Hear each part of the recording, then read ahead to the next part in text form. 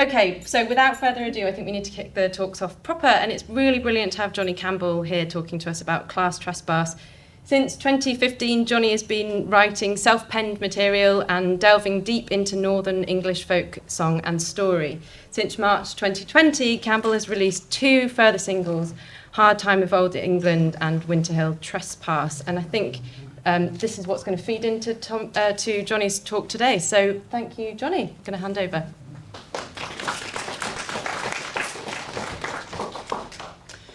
All right, thank you very much to both Hollies there for the intros. And as Holly said, I'm Johnny Campbell. I'm a folk musician from Huddersfield, and Class Trespass, that's the title of the talk, how radical histories interlink with folk music and class struggles. In about 25 minutes, I'm going to try and briefly throw in how folk music across 3 continents and the UK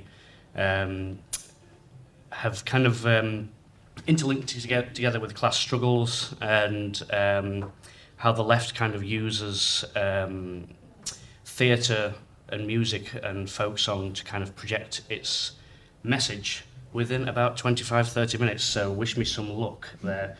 But yeah, as I say, I'm Johnny Campbell. I'm a folk musician from Huddersfield. I write songs in a British-Irish folk style with a focus on Northern English traditional song and story that touch upon radical histories. And in the last decade, I've been a full-time musician and have toured over 20 countries. And prior to that, I've been in a band all the while pursuing a career in music. And in this talk, I'll be exploring how folk music in its broadest sense is meant to directly connect with the people, from traditional songs to broadside ballads, which were printed on one sheet of paper and sold, and shared the news of the day to a wider audience to spread a message. And the first section, what we'll talk into, is just how music is a big part of spreading the radical message. It's also been a mainstay of how the left communicates with a wider audience through art, and how that music might not change the world directly, it actually influences those who go on to change the world.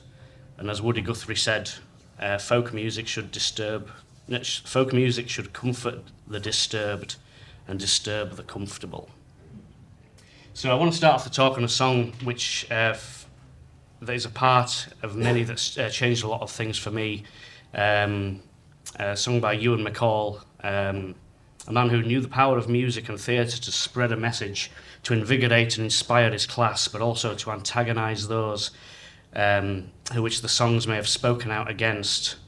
And the song Manchester Rambler was written right after the Kinder Scout mass trespass of 1932, 90 years ago, in which groups from Lancashire and Yorkshire, most notably those of the Young Communist League from Lancashire, along with Benny Rothman, who led the charge upon to Kinder Scout. And they led it from Derbyshire in Hayfield, which has gone down in the radical history books, undoubtedly helped by the popularity of the song Manchester Rambler. Ewan MacColl was on the Trespass, and despite being only the age of 17, he wrote the song shortly after the event, of which he was inspired by. At the time, the Ramblers Association was against the Trespass, preferring to keep things a little bit more legal. The Trespass event went down in the radical history books, and only a few weeks ago, in April, I attended the 90th anniversary of the Trespass, alongside many others on a commemorative walk to the summit edges.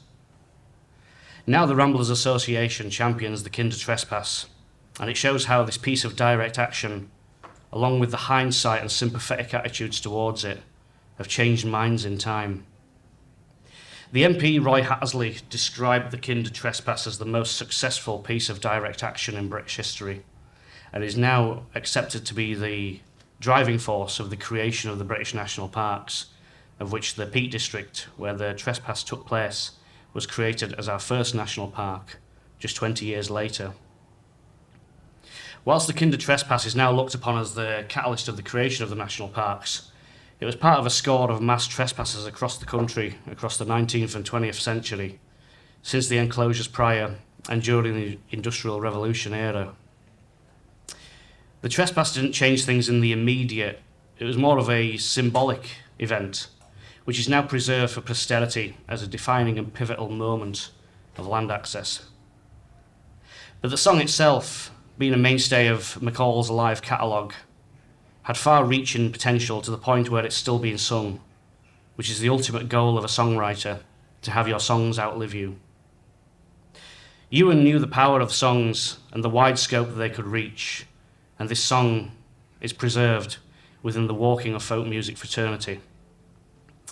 I personally believe the power of this song is down to the association of it with the Trespass, in which whenever the Trespass is mentioned, it is often within the same breath as "Do you know this song?", which goes back to the roots of the folk tradition, which is the oral tradition.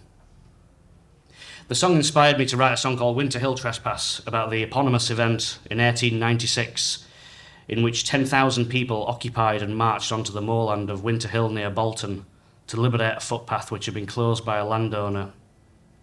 This event is still obscure, but last year was the 125th anniversary, and myself and a group of historians and hikers set about to revive this event by approaching local and national print and online press. I wrote a song, released a video and single, and the whole event got BBC Press and more. And whereas back in MacColl's day, the song would have been spread orally, these days the internet becomes a way of spreading information to a wider audience. On the day, there was over 1,000 people attending the Trespass anniversary, which was 1/10 of the original number of the day, 125 years prior. However, the song Manchester Rambler inspired me to write this song, inspired the new Winter Hill Trespass anniversary celebrations, and undoubtedly spread the word of the Winter Hill Trespass event to a wider audience. And part of what I believe is the success of this song is whenever the Winter Hill Trespass is mentioned, the person who also knows of the song, it has the potential of being mentioned also within the same breath. The power of storytelling and broadsides and the power of folk music goes right back to the power of storytelling, which is the strongest asset of spreading news. In songwriting, it's a thing that goes beyond the genres of music. It belongs to the grand category of life. Whether it is centuries-old children's stories, fairy tales, or traditional songs that are passed down, to modern-day hip-hop where telling your story has links to poetry from the time of slavery, spreading your message, whether it's a personal story or one of fiction, creates imagery and fires up the imagination. Where the spread of information, whether it be news of the day or a poem or a song, comes from the broadside ballad. Between the 16th and 19th century, the most common way of spreading the news was through the broadsheet, which the name is still used for newspapers of a certain size, like the wide ones like The Guardian.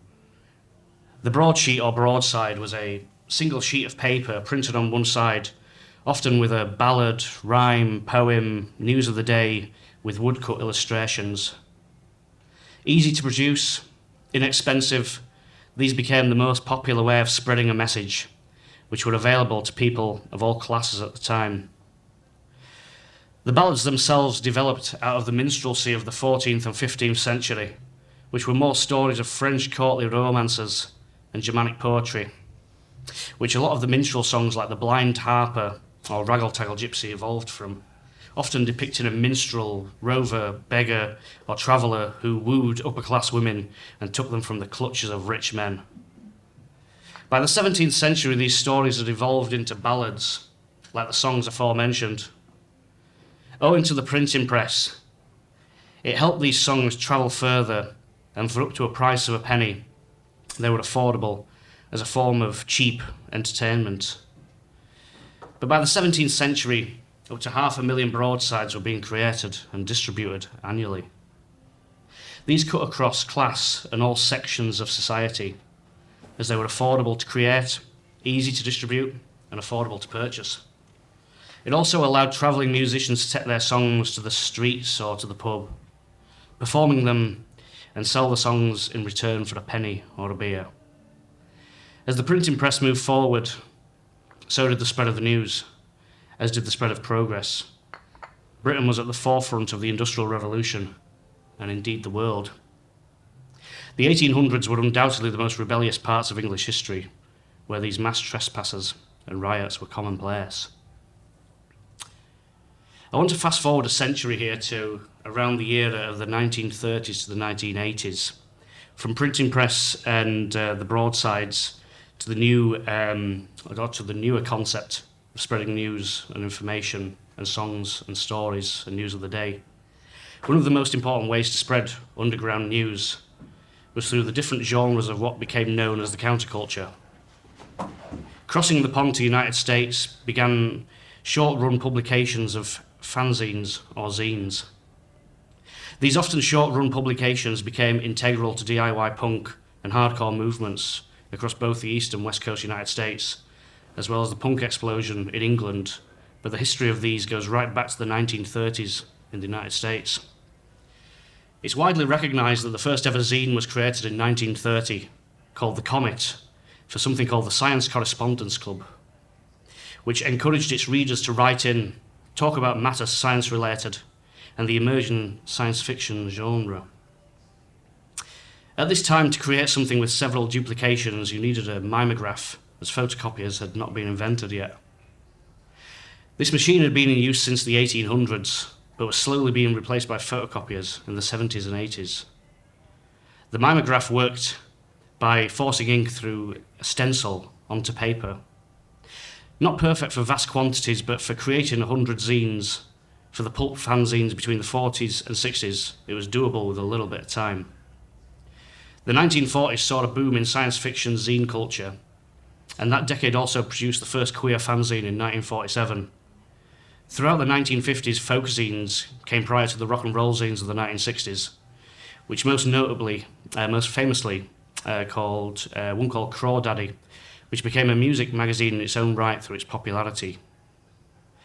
The now emerging counterculture spawned from the West and East Coast bands like Jefferson Airplane, the Stooges, festivals like Woodstock sprung up, and a whole host of beat poets sprang up, along with the zine culture, the civil rights movement, union protest songs that define the time from people like Pete Seeger. And back across the pond, the UK folk scene centred around the back rooms of the pubs, whereas in the United States, the folk scene centred around the coffee shops, union marches and festivals. But the zine culture also reached its height in the late 70s and early 80s on both sides of the Atlantic, and the music of the 60s counterculture paved way for punk and US hardcore. Leaving behind the now fading wake of optimism and acid, punk and US hardcore took on a grungy DIY style with its culture. Popular zines like Sniffing Glue in the United States and Bondage in England became sought after, and if you wanted to know where the counterculture was and whatever was happening, the zine was the place where you'd find it, outside of the mainstream music press and radio.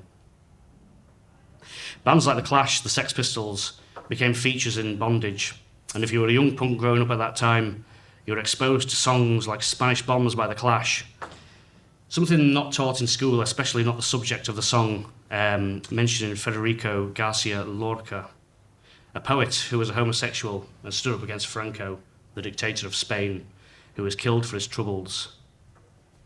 And when they shot him, they left his corpse upon a hill. When a burial party came to lay him in a grave, his body had mysteriously disappeared, just as he prophesied in one of his poems.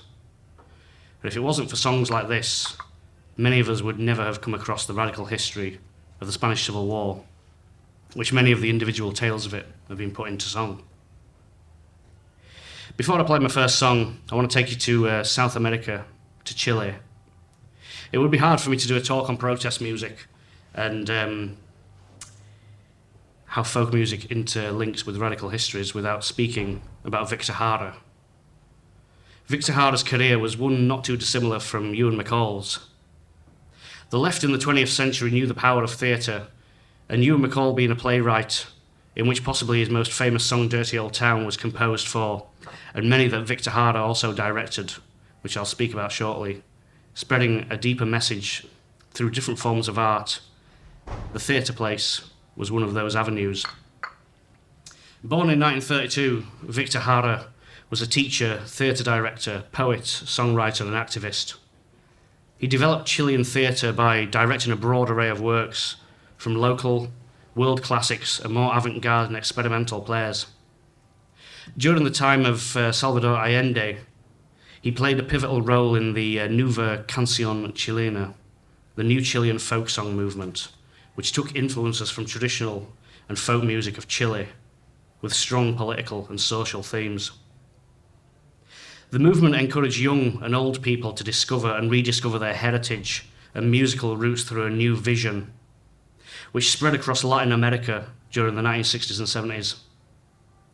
These new Chilean songs diverged from songs known in the cities at the time, which were often stylized interpretations of central Chilean folk music that emphasized patriotism and idyllic representations of country life. In contrast, the new Chilean song movement sought to give a voice to Chile's rural peoples, its working class, and their realities. It was as much a redefining of culture and national identity in the face of increasing American cultural influence, as it was an openly political movement that began to align itself with Salvador Allende, the socialist leader of Chile, who was democratically elected in 1970. The new Chilean song also developed amidst a background of social upheaving taking place throughout Latin America. The Cuban Revolution and the Vietnam War provided inspiration for a growing number of musicians who aligned themselves politically with the socialist struggle. Examples of this include Victor Jara's Samba de Che, in homage to Che Guevara, and Rolando Alarcon's Por Cuba y por Vietnam. In Chile, the new song became to actively support the presidential campaign of Salvador Allende. Folk singers of the movement wrote songs in support of Allende's Popular Unity Coalition, playing at political rallies and becoming cultural beacons of the left.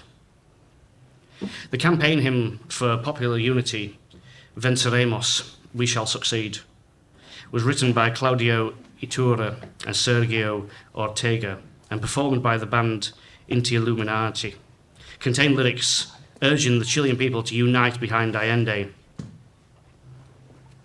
In one of Victor's final songs, Manifesto, he summed up the essence of the new Chilean song movement. My guitar is not for the rich. No, nothing like that. My song is of the ladder we are building to reach the stars. For a song has meaning when it beats in the veins of a man who will die singing, truthfully singing his song. The new Chilean song movement ended with the military coup led by General Pinochet in 1973. Many of the components of the movement were captured, tortured, or fled Chile in exile. In the days following the coup, Victor Jara was taken to the Chile Stadium, now Estadio Chile or Estadio Victor Jara, tortured and killed at the hands of the military regime. According to testimony, he was tortured by soldiers who broke his hands and tortured him, saying, "Sing now if you can, you bastard." Victor Jara reportedly responded by singing a song of Venceremos, We Shall Overcome, and was subsequently taken away and killed. I'm going to play a song about Victor Jara and to sum it up, and then I'll get on to the last part. And this is a song written by Arlo Guthrie, son of Woody Guthrie, the American folk singer. And the words are by Adrian Mitchell, which were taken from one of Victor Jara's final poems written in the Estadio Victor Jara.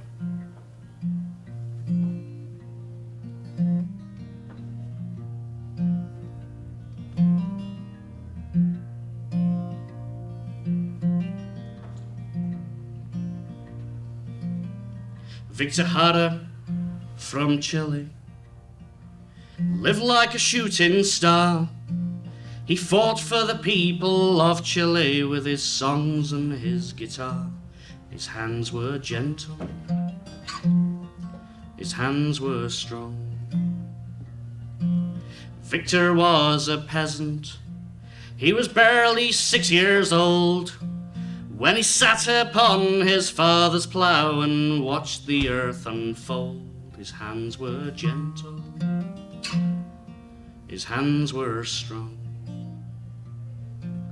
When the neighbours had a wedding, One of their children died.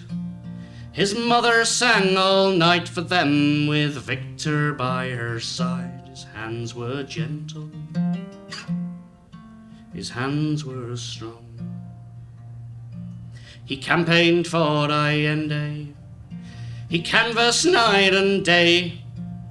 Take hold of your brother's hand, the future starts today. His hands were gentle, his hands were strong.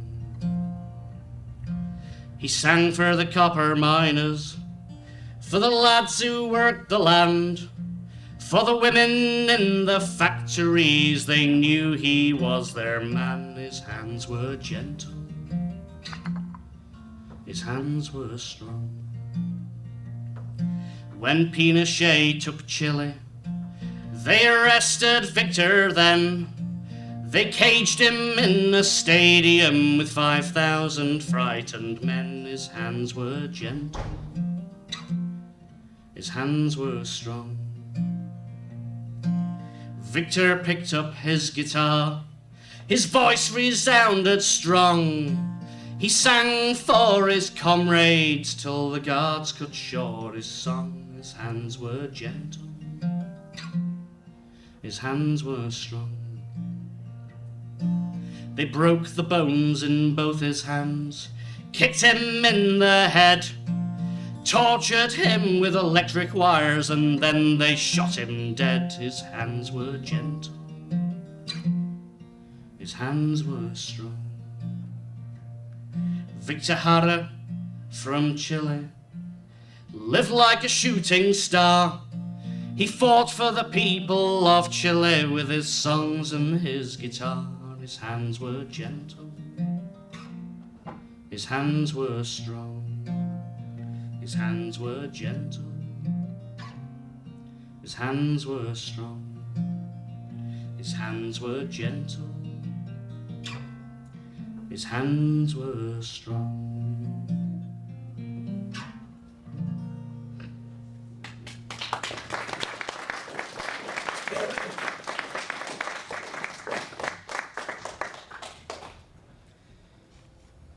Thank you very much.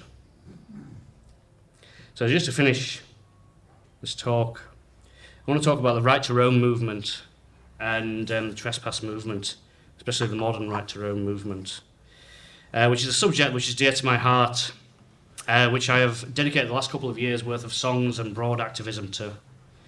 The right to roam is a piece of legislation that is enshrined into law in places like Estonia, Norway, Finland and Scotland. It is essentially the way that ownership of land and rights attributed to it are seen. For example, in England, if you own a piece of land, you can stop people from accessing it. In Scotland, you can still own that piece of land. It just means the ownership of it doesn't entitle you to forbid people to access it. This creates a totally different dynamic and relationship with the landscape and the area that you live in. The argument against the right to roam in England centres around the premise that people can't be trusted with looking after the countryside they enter, and the landscape and environments would be damaged and litter would spread if people were to roam freely. The argument would hold more sway if landowners weren't dumping toxic waste into nearby streams, selling their land for quarrying, rearing pheasants for shooting, or that the size of members-only golf courses across the country is the size of Greater Manchester. Or on the nearby Walshaw estate above us right now, the most notorious and controversial grouse moor in England, with the grouse shoot so intensively managed that the RSPB filed a complaint against it with the European Court of Justice. Or that Richard Benyon, the richest MP in Parliament, with an estimated wealth of 110 million, the largest landowner in Berkshire, was appointed junior minister within Cameron's government, and that his ministerial duties came into conflict consistently with his vested personal interests. Such as one of his detractors, the Walshaw estate again, right above us, was being prosecuted once more by Natural England for damaging the precious carbon store of Blanket Bog as the management of the shoot had intensified once again. Suddenly the case was dropped by Natural England and DEFRA. Was this the landed classes coming to a gentlemanly agreement behind closed doors?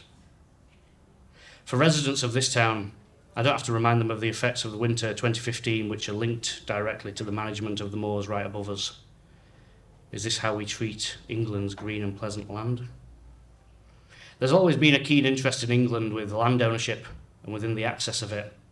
From the enclosures of the commons, which has always been in the public psyche, consciously or unconsciously, which has a new lease of life in recent years with books like Who Owns England by Guy Shrubsole and Nick Hayes' book of Trespass, which has given new light and perspectives. But this interest after 2020, as we had our first lockdown and people were encouraged to find some space to exercise in and enjoy recreationally. I also believe on a wider perspective, with the joined forces of Brexit and the pandemic hitting England simultaneously, we as a nation were forced to look inwards. Physically, we couldn't leave the country. Spiritually, we had to look closer to home for inspiration. I believe, in my opinion, this is akin to the early 19th century where the Napoleonic Wars stopped international travel for nearly 20 years, especially for artists at the time like James W. Turner, who was forced to curtail his European travels to look closer to home for inspiration, creating a rebirth of English identity through a new word, picturesque, which was attributed to his style of paintings from the era. This spawned a new era of English art and in turn a new wave of folk culture, which looked towards the pastoral for a new identity. I believe, in my opinion, the similarities with the early 1800s and now are evident.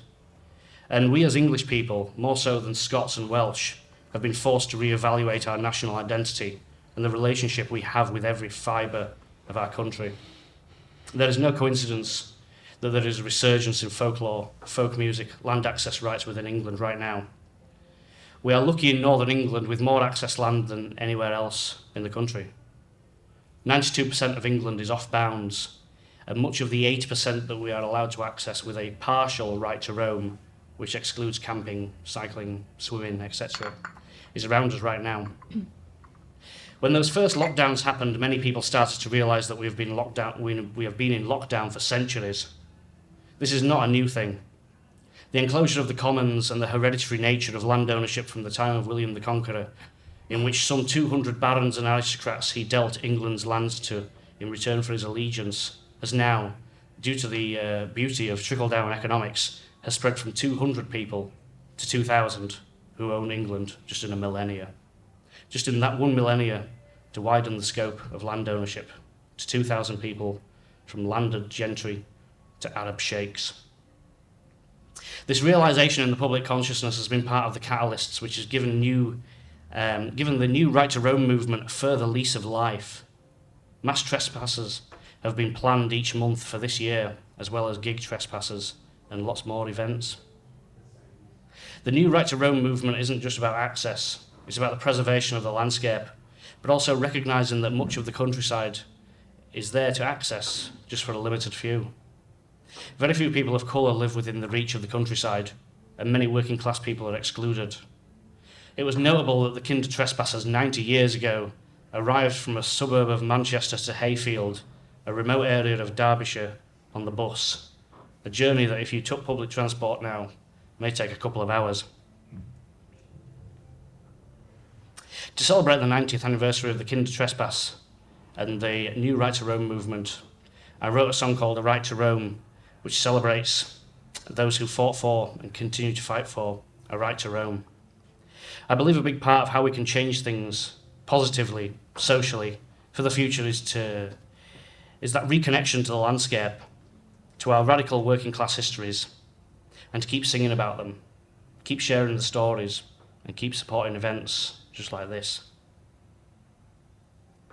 And much of the events on this afternoon talk today are part of that rebirth of national identity, whether we know it or not. The relationship with our culture and landscape. I'm glad to be asked to be a part of it. So I want to do a final plug before I head off. I've got some merchandise outside there. You may have noticed the tea towels there, because as a musician, nobody buys music these days, so why not become a travelling tea towel salesman? And I've got some vinyls and hiking patches and things like that. But I want to do a bit of a thank you to both Hollies for their intros today, and also to the other talks that are going to happen here today. I wish I could stick around for them. But I'll do a final plug for tonight's show at the Fox and Goose from 6 o'clock until about 11 o'clock. I'll be playing at 10 o'clock. It's a free entry event at the Fox and Goose, which is a cooperative pub just up the road. And that's free entry from 6 o'clock with myself, Katie Spencer and Henry Parker. And there's plenty more events that are happening around today. So once again, I want to thank both Hollies for the intros and let me do the talk today. So once again, thank you very much.